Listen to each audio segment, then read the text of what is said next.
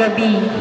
Nagtatrabaho si Mang Ambo at gaya ng kanyang pangkaraniwang ginagawa, siya ay nagdadrive sa may paligid ng Quezon City. Pero dahil may isang milagrosong puno na malapit sa lugar ng kanyang ruta, hindi maiwasan ni Mang Ambo na kahit paano ay tumingin-tingin sa puno ng balete na bali-balita ay may mga kakaibang nilalang na lumilitaw. Isang gabi,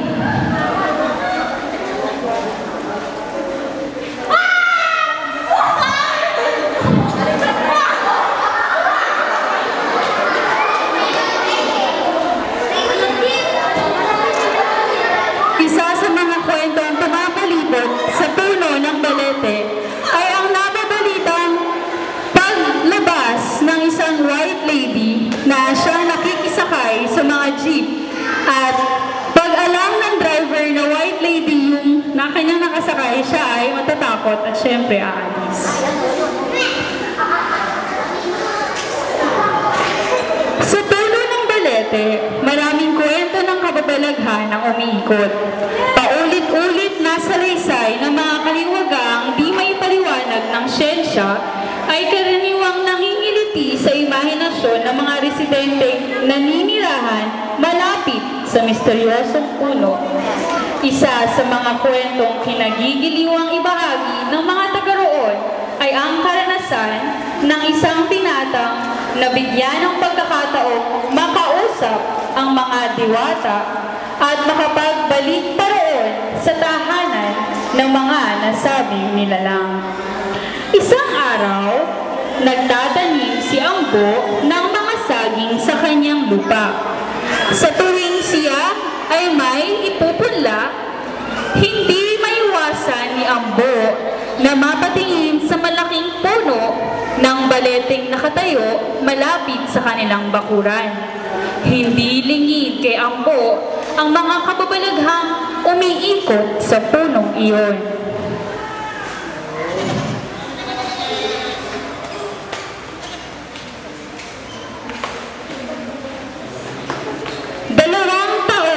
Nagdaan. Binalikan ni Ambo ang mga puno niya ng saging upang sila ay anihin. Nasasabik niyang nilakad ang kanilang bakuran, ngunit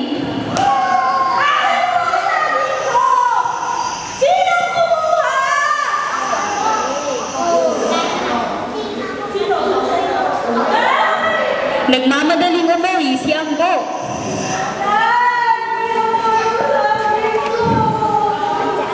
Ano? Aba anak, anong gagawin ko? Saging mo yun! Bakit saging mo hinahanap? Baka may nagnakaw. Hindi, kasi nakita ko puti pa rin sa malayo.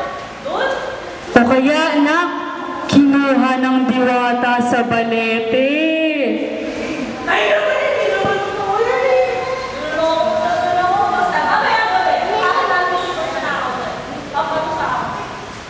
Matapos maghapunan, nagpunta si Ambo sa kanyang taniman at nagtago sa likod ng mga halaman. Hindi nagtagal,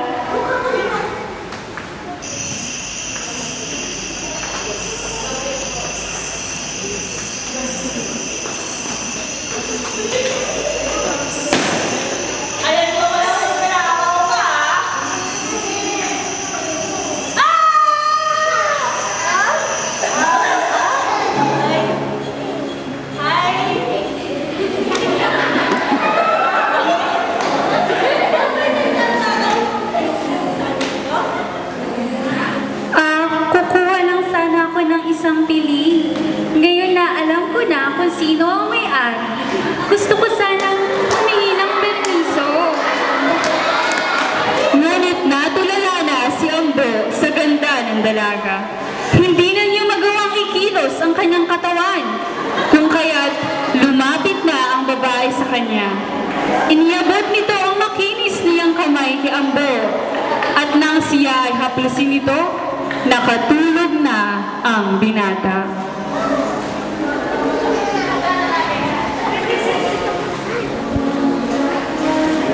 Nang magising si Ambo, laking gulat niya na wala na ang kanyang taniman.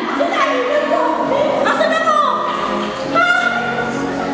Siya ngayon ay nasa tapat ng isang napakalaking bahay at kanyang katabi ang misteryosong babae.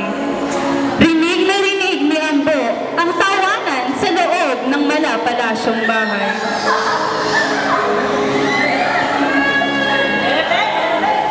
Ito ang aming tahanan. Mayroon kaming salo-salo sa loob at tamang-tama ang iyong pagdating.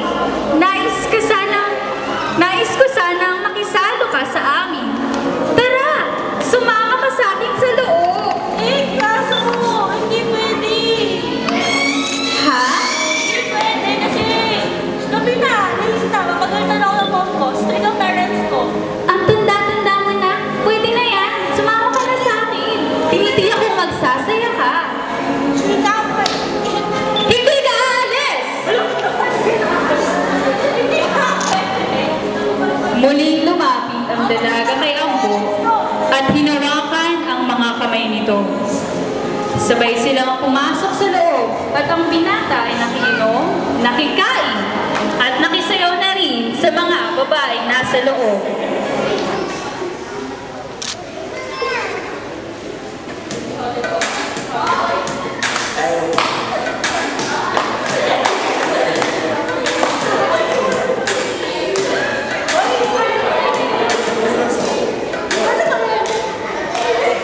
Hindi nagtagal, nilapitan siyang muli ng magandang babae. Huwag ka na umalis, Ambo. Dito ka na lang. Hindi pwede. Hindi ka ba nagsaya? Nag-enjoy naman ako, kaso. Masarap ang mga pagkain dito. Madali ang buhay, maganda ang paligid. Ano pang hahanapin mo? Wala ko sabihin yung sinakatawagan mo nanay. Ang nanay mo. O sige, naintindihan ko kung yan ang iyong gusto. Talaga? Matapos banggitin ni Ambo ang tungkol sa kanyang ina, dali-dali na naman siyang nakatulog. Tila ang buong mundo ay umiikot sa kanya. Nang siya ay magising, Ha? Nandito na ako sa sabihan ko? Hala, wait. Wait. Hala. Hala, asan yung babae na? Inay, alam mo ba yung nangyari sa akin? Totoo ba na talaga anak, sabi ko sa'yo, totoo ang mga kababalaghan dyan sa puno ng balete. Oo, nanay. Kaso nga lang, sayang talaga di ko nakuha yung number ng babae. Pero nga anak, sayang, di ka pa sumama. Ano? Wala anak, masaya ako at andito ka. Nagpapasalamat na rin ako at hindi ka tuluyang kinuha ng mga diwata. Lalo na ni Mariang Ilaya. Ako din, dahil masalamat na ako. Mahal na mahal ko ano. Mahal na mahal din kita anak. At mula noon, nadagdag sa mga kwentong nakapalibot sa puno ang pambihirang karanasang naganap kay Ambo at ang pagtatagpo niya at ng diwata si Mariang Ilaya. Wakas.